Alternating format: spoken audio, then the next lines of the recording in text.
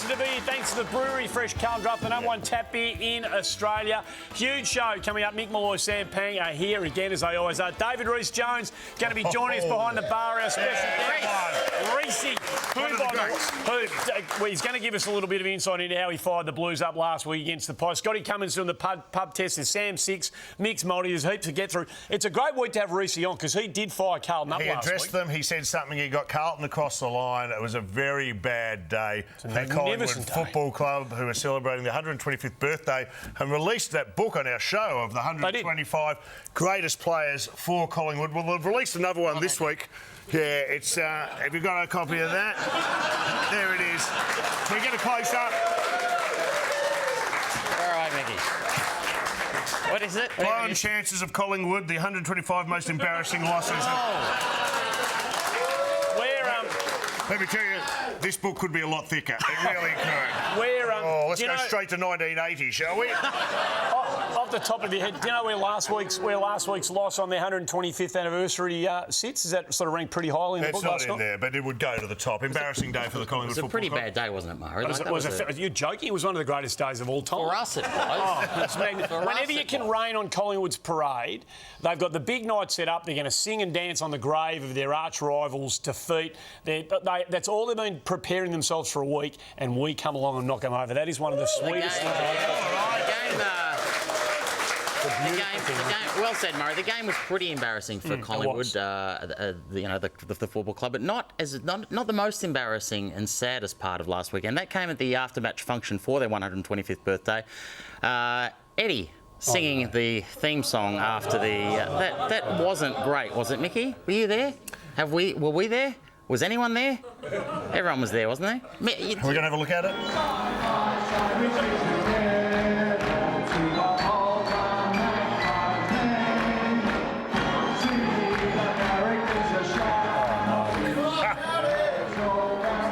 It's complete. It's super cabaret, isn't it? I mean, how's he going? You work with him every morning. How was he? Actually, how was he? Right.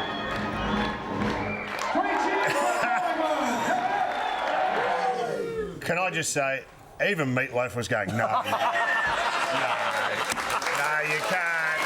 can't be doing that. No.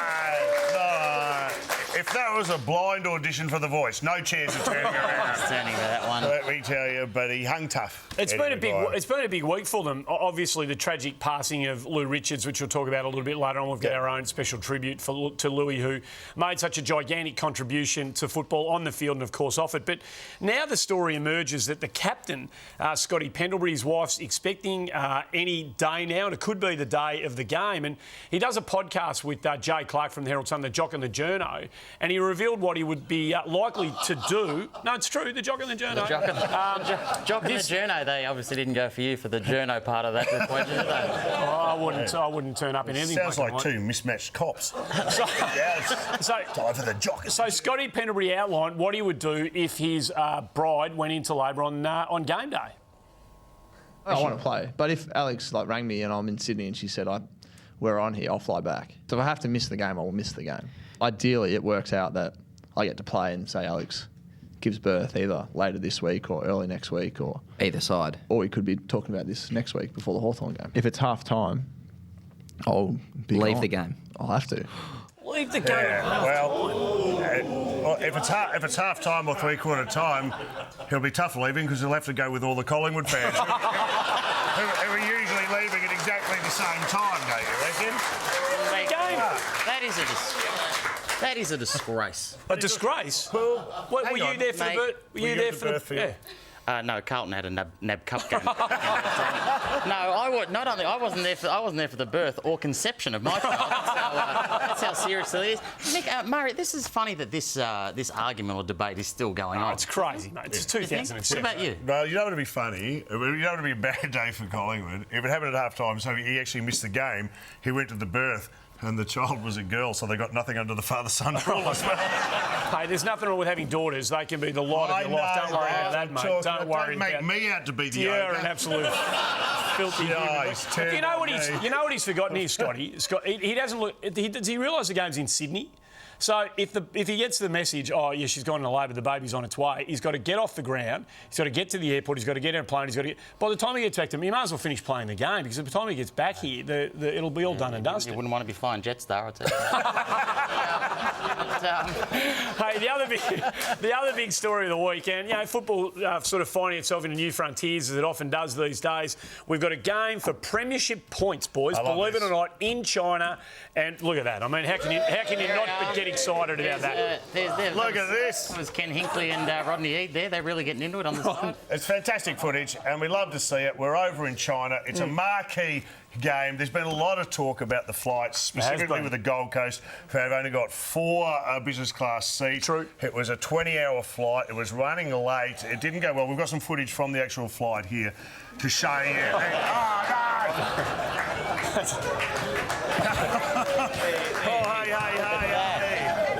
There's some pretty high draft picks in there. You mentioned, Mickey, that there are only 4 business class seats available to Gold Coast, and one of the big question marks is who was going to get the business class. How do you decide? Well, it's based on height, as we found out from Stephen May, their big defender. I'm not actually sure who is in business. I don't think I am. No, I remember Mark Evans saying the cut-off height was 195 centimetres and I'm 193, so just missed out by a couple of centimetres. Pop on some high heels, man. Come on. Tippy toes. Make it happen. They haven't lived up to their own ethos here because 2 Metre Peter got a business class seat, we're led to believe. And 2 Metre Peter. That's true. And got a sunroof for 2 Metre Peter, I reckon. And the chairman. Stick his head out the window. The chairman Tony Cochrane. The chairman Tony Cochrane gets one of them. Well, I know who the 4th one went, but the 3rd one I'm led to believe went to Gary Ablett. There's no way known. He's 195 centimetres. There's no way he's 195 centimetres tall. No, when they measured him, he was standing on his wallet. So, so he went up. He went up. Don't worry, mate. He's there. Very good. No, it's going to be. They could get Gary on for free. They should sit him on 2 Peter Meter's lap and share an oxygen mask if it actually drops. You look after yours first, the children later. That's how it works. The other big talking point about this game in China, of course, is the weather.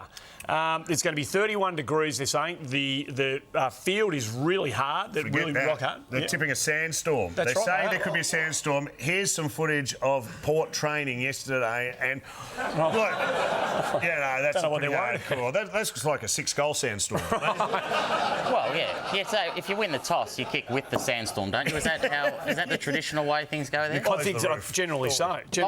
Long stops? I wouldn't have thought that'd be long. No. I don't think they're wearing the long stops in this one. It's become quite a battle, though, hasn't it, between the two teams because it's a Port home game. That's true. But there's a bit of niggle because Gold Coast have the jumper, which is the actual national colours of China. So they're claiming a home ground advantage. This is true. And the Chinese are actually turning out as cheer squad, and they've actually learnt the song. Have a listen.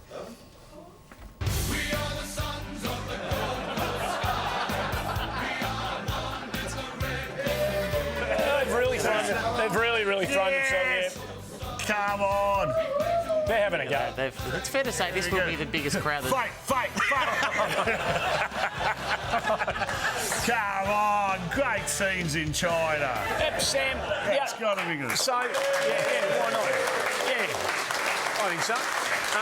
The other issue, we talked about the sandstorm, but the other issue is the smog. I mean, this is a real issue in Shanghai. Smog, sandstorms. It sounds like a good weekend coming up, by the way. But, the smog would seem to be a problem. No doubt. But, what would we know? Why wouldn't you just ask the high-performance manager from Port Adelaide, Darren Burgess is his name, and listen to his expert medical opinion on the impact of the smog. What are the effects of smog on players? The only minor effect of smog is it's just a bit harder to breathe. That's all. No problem. I'm writing this down. You know what? Harder to breathe. And you know what Burgess says about, one of the small minor effects of not being able to breathe is death. But that's 6 years. Semantics. 6 years of university, a couple of MBAs. Semantics. They're just taking it one breath at a time in China at the moment, let me tell you. They're pulling out all the stops. The Chinese. And they've got some great pre-game entertainment and a motorcade, which I saw them rehearsing, and it's going to be really good. I just think...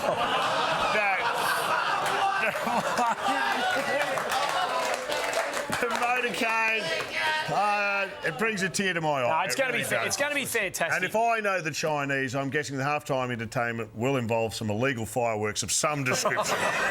Guaranteed. Now, look, it's a game that I don't know whether Australia's embracing, but it's a game that Australia's obviously really interested in. Of course, fans of AFL footy. But I know for a fact, Sam, that you've never really taken on board the expansion teams. You're a bit of a traditionalist when it comes to footy, and I'm just wondering how you're going to go tuning into this game, watching Port Adelaide and Gold Coast. Are you into this? Well, you're right. I don't know any of the players, but luckily I've got the record here, and I'll tell you what,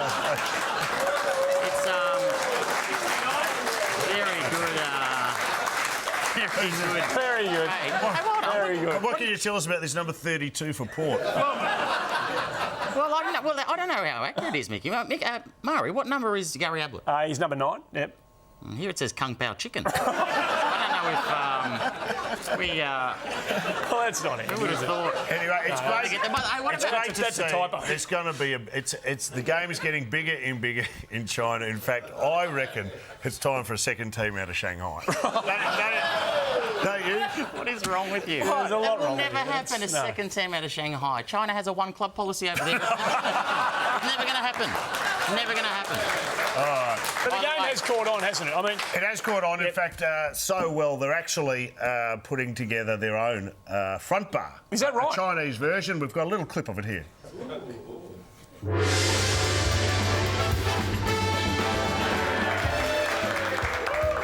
欢迎再回到 Front Bar， 这是 Carlton Draft 安排的 Blueberry Fresh， 酒好新鲜。只是呢，Richmond 橄榄球员好差。 Wow.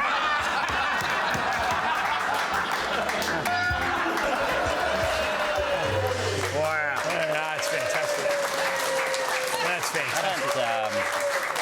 Who would have thought we'd be able to find an actor as old as you?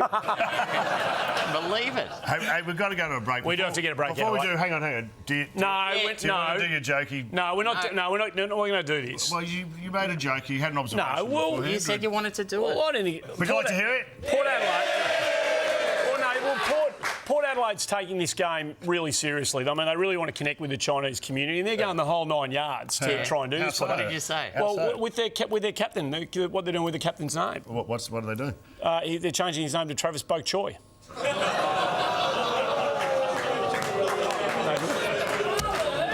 You wanted to hear it, you idiots. Okay. On that note, it's probably a good time to get a break out of the way here on the front bar. David Rhys-Jones, not too far away. On the other side of the break, our tribute to the great man, Lou Richards.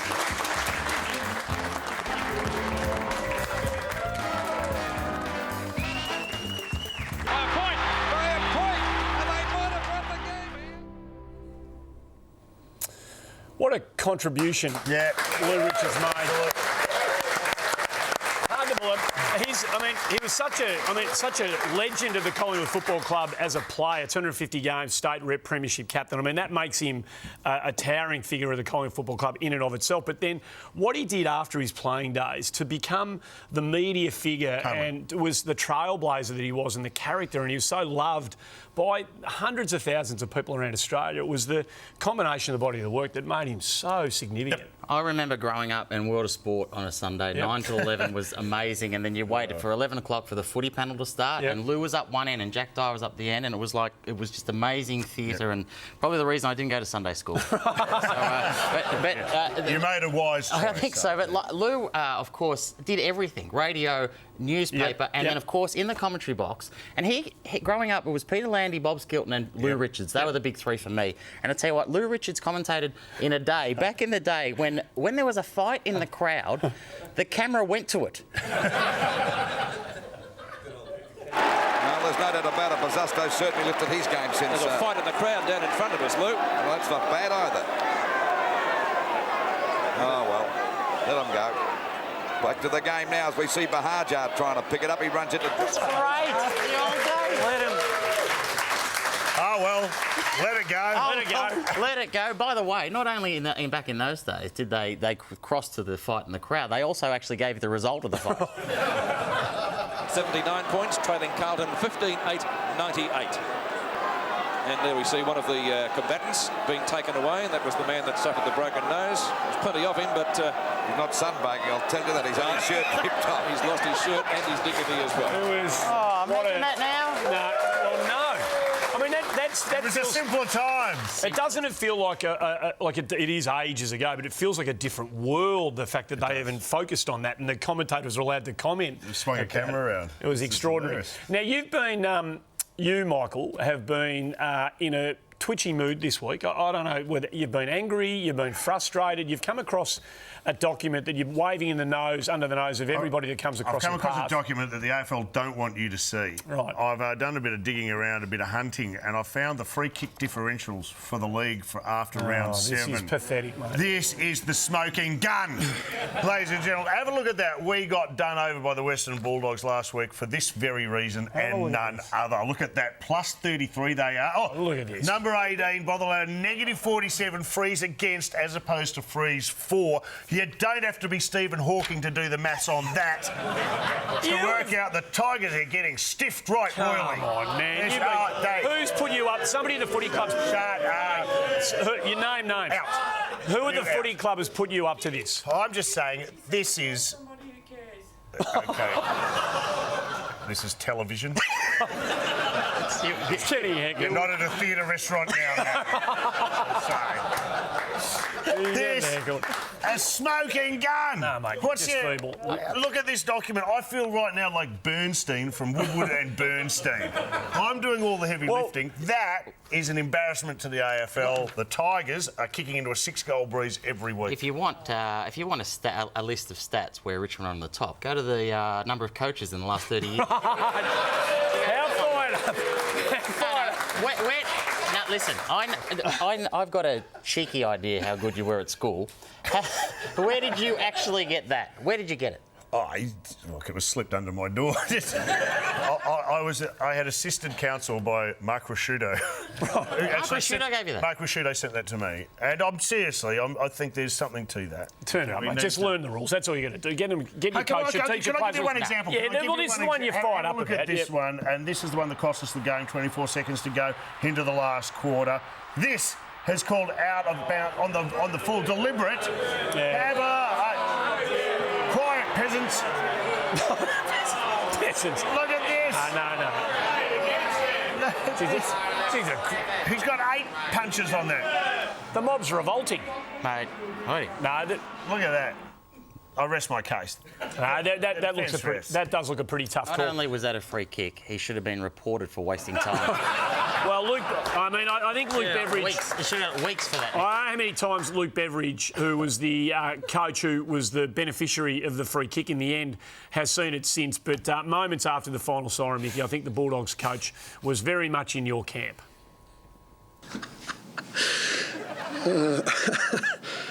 Is that what the crowd were yelling out? Insufficient intent.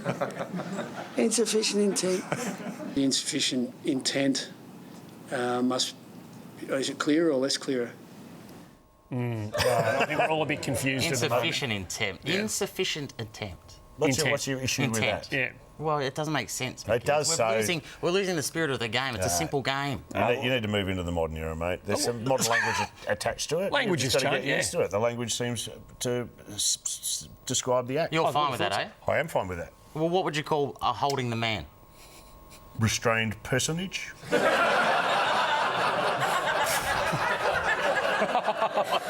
Well, what about that? That's rule, Murray. What's it? Chopping the arms. What would you call chopping the arms? Well, that would be impeding the appendage. Isn't it obvious? I mean, what else would you call it in the modern era? God, Sam. Sorry. What about out on the full? What would you call out on the full? Out on the full? Oh, gosh. What would I call it? Failure to retain projectile in designated parameters of arena.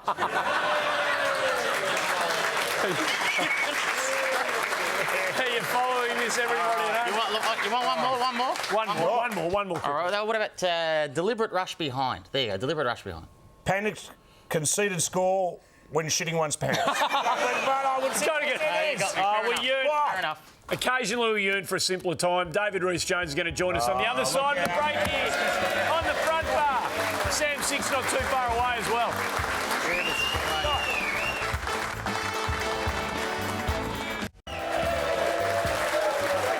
Welcome back to the front bar. Thanks to the Brewery Fresh Carlton Draft, the #1 tap beer in Australia. If you don't mind, time now to introduce our very special guest. 76 games for Sydney, the Swans in South Melbourne, of course, and 106 for the Blues, 182 in total. The 1987 Norm Smith Medal, and a man who inspired the Carlton Football Club to a memorable victory over Collingwood on Saturday. Put your hands together for the one and only David Rhys-Jones. Everybody. David, don't we thank you.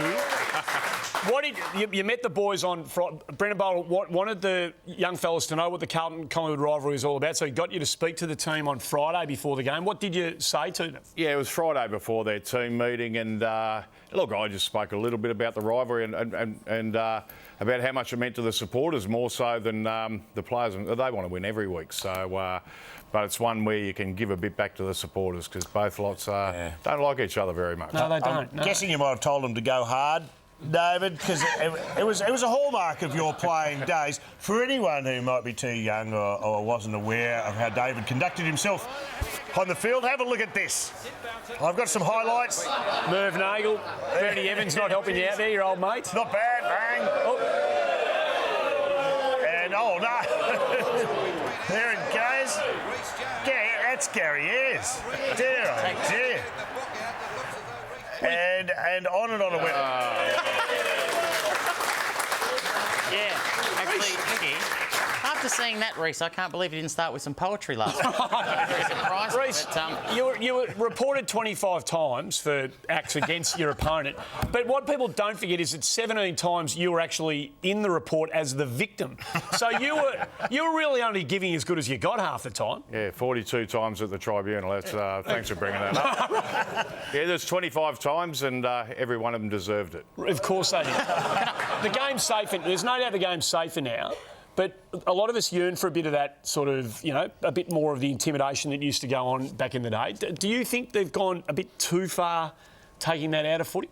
No, look, I mean, it's a lot better now than, from that point of view. But, and I'd love to play these days. People say you'd hate to play these days, but, you'd be able to go out and just play footy instead of having some knucklehead stand on your toes and pinching you and, I mean, you warn them you're going to whack them, and if I'm a man of my word, I suppose.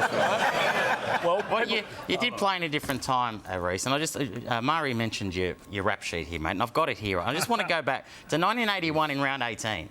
Enough time? No, we don't actually, but I'm going to keep going. You were reported 3 times, right? You got off twice for incidents against Brent Croswell, but you got 4 weeks for hitting Peter Smith. Who was Peter Smith? Peter Smith was Norm Smith's son, actually, so he was a Melbourne runner at the time.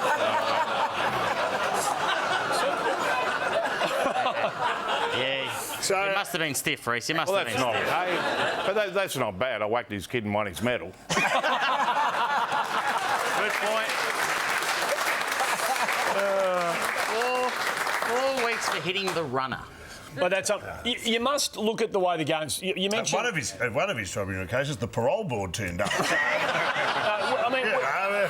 You must look at the way the modern game is played, much more sort of outside football than there was in your day. Yours was like serious one-on-one football, a lot of uncontested footy in the modern game.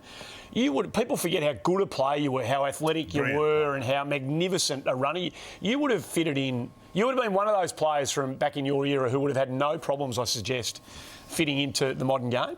Oh, look, I don't think, many players would. It's a lot more athletic these days, so probably the guys who didn't have that athleticism mightn't have been able to make it, but it was a different game. I mean, it's horses for courses. We played the game we played back in the 80s and 90s. And the only problem I think you'd have adjusting is not having a cigarette at 3/4 time. Otherwise, I think you're perfectly suited to the modern game, Dave. Now, thanks for joining us, and we'll be getting back to you very shortly. And I'm sure David Rhys-Jones, like everybody else in Australia these days, is a very big fan of a segment that is lighting up Australian television as we speak.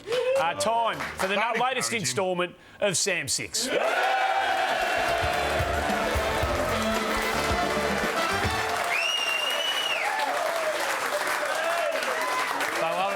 The people have spoken. Can't believe it. Can't believe it. We're going to do it. We're actually going to do it this week. I've got 6 for you. And I just want to... Well, how many were you going to turn up? You'll say 6. You've got to bring 6. I've got 6, Mickey. I've got 6 for you. I've got 6. There's a bombshell. And the...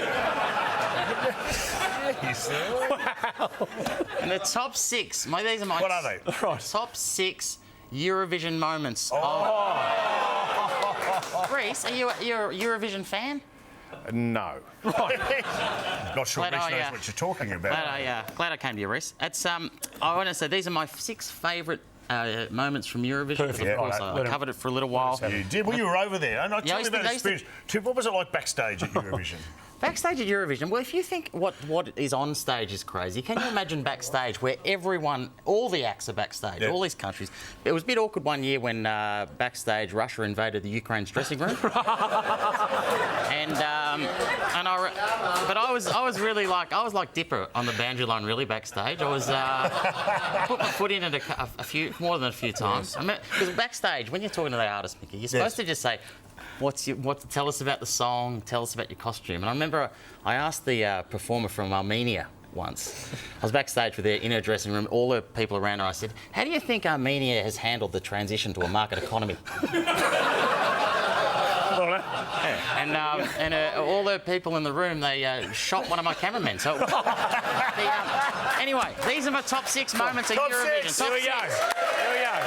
No, we haven't done it yet. We're at number 6. Number 6, I'll start with 2006. I'll ease you in gently to your Eurovision experience. And this is Lordi. This is Finland in 2006. Have a look at these. These won. They won it. That's Lordi. From Finland? Yeah. Well, that's traditional Finn outfits there, you can see. Have a look at that. Did they win, did you say? They won in a landslide. That's unbelievable. Number 5. We'll just whip through these. They go very well, the Scandinavians, traditionally. They have a go, don't they? They're putting. Tell you what, if you like singers with the pianos that are on fire, you would have liked Austria in 2015. That's Why? Why? You shouldn't be allowed to smoke during a performance. Now, in my number 4 favourite Eurovision moment would have to be 2012. The Russian grannies were on stage, 6 of them here. Have a look at them. Backstage, I got 2 of their numbers. It was fun. That was a big moment, that one. Well done, well done. Number 3, this is Ukraine from 2003. Her name was Svetlana, and she was called the Anti-Crisis Girl. There was drums, there was fires, there was Roman centurions. It's just basically Friday night at Mix, really. Have a look at her go. She didn't win, unfortunately. No. Now, number 2, this one here, I just want to set this one up because I'm going to show you something. This is Spain in 2010. Now, there's a guy who comes in from left of screen. He's actually not part of the act. This is like Helen D'Amico of Eurovision. He just came in. It's not that bad, but this is Spain. This is number 2. Have a look in there. He is not part of that, right? But he just joins in, so no one actually knew that he wasn't part of it because his choreography was so good. But here comes security. Here they come and off he goes. That was amazing. Yeah, they never... Another one, David. Another one, Dave. Well, I know you like this one. The number 1. This one, everyone might have seen this one. Only a couple of years ago. This is Austria. This is Conchita Wurst winning. She won as well for this. This is a man dressing up as a woman called Conchita, singing about tolerance. That is Conchita. Now, speaking of backstage, Mick, I actually shared a urinal with Conchita backstage. No, seriously, I was just back there and not afraid to say, had him covered. We're done. There you go. We're done. Stick around. There's more time with David Rhys-Jones to be spent. And on the other side of the break, we're going to do the pub test with Scotty Cummings.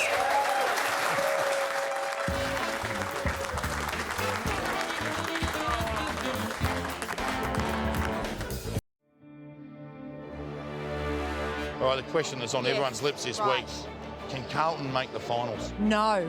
No, definitely not. No. Absolutely not. Doubt it. No chance. Ooh, that might be a little bit of a stretch, but... Absolutely not. No, they can't. Juddy or Bucks? Bucks. Juddy. Bucks. Bucks. Juddy. Bucks. Bucks. Juddy for sure. Juddy. Bucks. Bucks. Oh, Bucks for sure. Can you name the clubs I played for? Give me a moment. West Coast and Collingwood. Is there a third one? Essendon. Yeah. Collingwood. Pun? Brisbane. Pun? So, Essendon. Port, West Coast, Collingwood, Brisbane. Do you play for the D's? Keep going. North Kyneton under 13s. No. Essendon. Collingwood. You were shit at the Pies, but still. Port. West Coast. Pies. The pub test, fresh from the punter's mouth. Magnificent. Somebody was going to get it sooner or later. Welcome back to the front bar. Juddy Cummings. David, absolutely. Reese, Juddy or Bucks, in a word? Oh, Juddy easy. No doubt about it. You're a practical man. We've been talking a bit about, at the top of the show, the game in China, Gold Coast v Port Adelaide. Do you see any benefit for the game at large for playing games for premiership points in places like China? Oh, no, not really. No. I mean, a waste of time and money, I reckon. But, if you could pick anywhere in the world to play a game of football, where would it be? Cancun. Mate, you can't go past the G. Yeah. There you go. Perfect. There you go. Perfect. This is coming from a man who played at the Oval, Rhys. Yeah, you played in one of these exhibition games. In 1987, you played North Melbourne. Carlton talking about North Melbourne. In the Battle of Britain, which will take us through this, Rhys. Look at this, looks good. Well, it wasn't. Well, Stephen Kernahan nearly got his head in the bin then, but they took it a bit too serious, I thought. But great grab. And look at this, Barry. But I have to say, you took it well. I remember watching that live. It was terrifying. Headache before he hit me. Reece, it was terrifying watching that. Was it scary out on the ground? Oh, not for us. For Alistair Clarkson, it would have been. Yeah, so, you know, I mean... And it's, look, Wolsey actually said at three-quarter time, I don't want him to walk off the ground. So, one of the first times I listened to the coach and...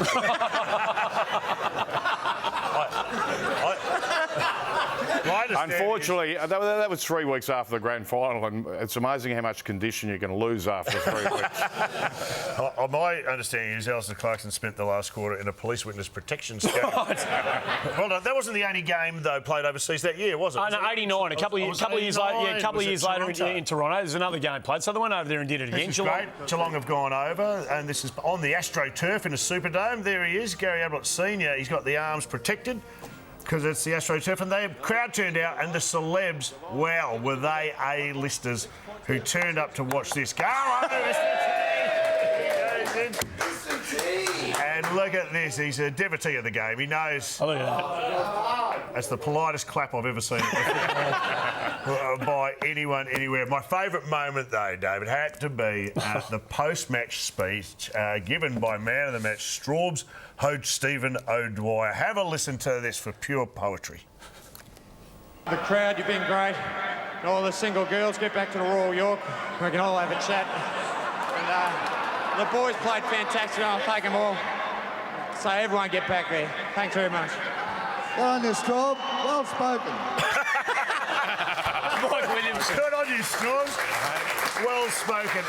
And for any young people out there watching, that's what you had to do before Tinder. Old school. Old school. Courting. Toronto. We're going to get a break out of the way here on the front. Apparently the only one who came back was Mr. T. Reese's going to stick around. On the other side, he's going to find out where the money's going with Nick's multi on the other side of the break.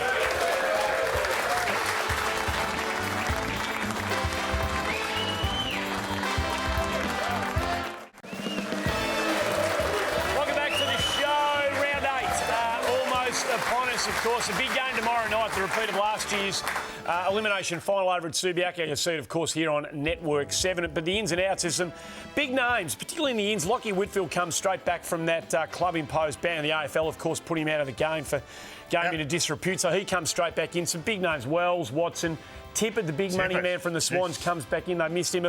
Some significant outs. Collingwood season on the line stuff. Treloar not playing. That's going to be big. I think his wife's pregnant. Right. I'm not sure.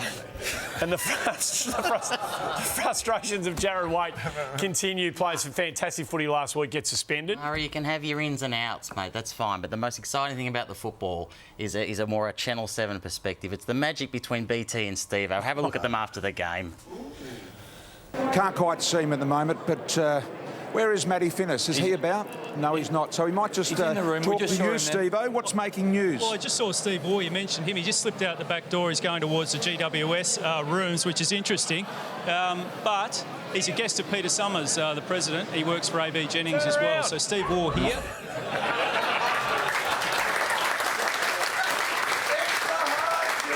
It's that sort of... Wow. It's that sort of chemistry that we can only wish we had, by the way. And it actually inspired, I don't know if you saw this, our promo for the week. Oh, yeah. G'day everybody, join us again this week for the front bar. Mick Malloy, Sam Pang, special guests every week, of course. David Rhys-Jones, isn't it? No, Rhys-Jones on this. Rhys-Jones, are you kidding me? That'll be great. Rhys-Jones on this week. No, he's going to be good. wow. Sam Six as well. Sam Six, everyone loves Sam Six. No, it's going to be fantastic. Yeah, don't forget to join in this week, the front bar, thanks to the Brewery Fresh Carlton Draft. Great.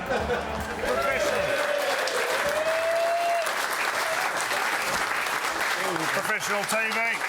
Here we go. Time for the one and only Mixed Multi. Yes.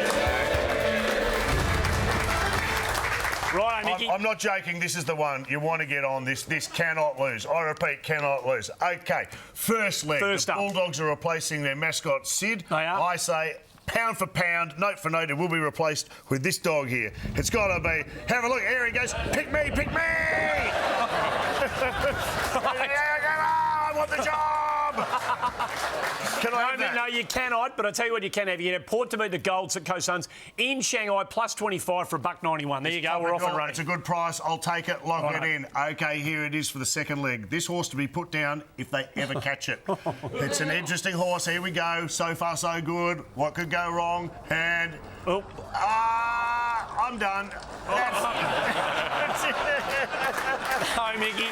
No. What do I get for that? No, you can't have that horse being put down, but you can have, with the EPL season's almost done and dusted, they're at the point here now. Jump on last year's champions, Leicester City, to beat Man City. Big boy all over. They're going right at the moment, Leicester. $11 you can have for that. Baby, get on it. You can have that. All right, my third leg, and this is the crucial leg. You always want to land this. This marriage, not to last.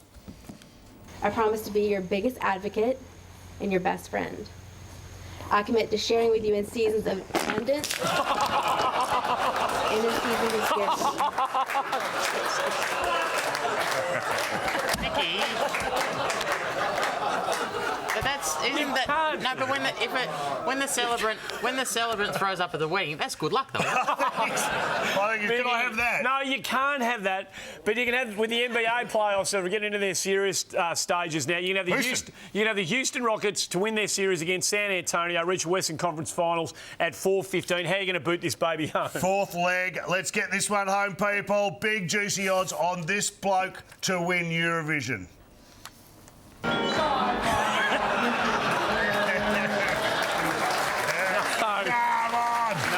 I don't think so, Michael. You can't have that. I want it. You can't have it, unfortunately. I want it. How about the last leg? You can't have any, but how about we give you Sweden? Because Sweden, never lose. They never lose. Strong. They never lose, yeah. $21 to win Eurovision to put this home. Lock it in. So... Spend your money in advance. This cannot lose. That brings... Look at that. Oh, no.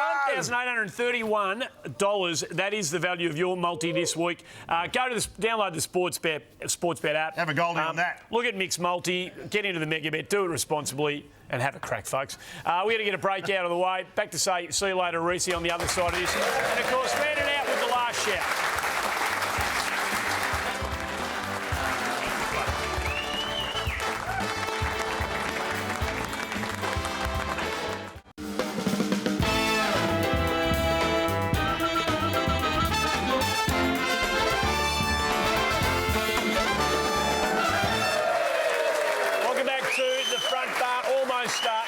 We've got to get to one of our favourite segments. Time for Mickey's last shout. Hey! And this week, it's all about the rural clash. to the country We've folks. talked about China, but how about the good folk of the country for the rural clash that was launched this week at the MCG? And have a look at Gil here at the launch. This is fantastic. that lamb's not actually... It's not actually for the rural game. That's a childhood toy that he has to carry around because it means a lot to him. And I have to say, if you're going to launch the rural round, you don't do it at the G. You want to do a rural clash? This is a rural clash. Have a look at this. Here we are in the outback and balk around the donkey. That's a rural.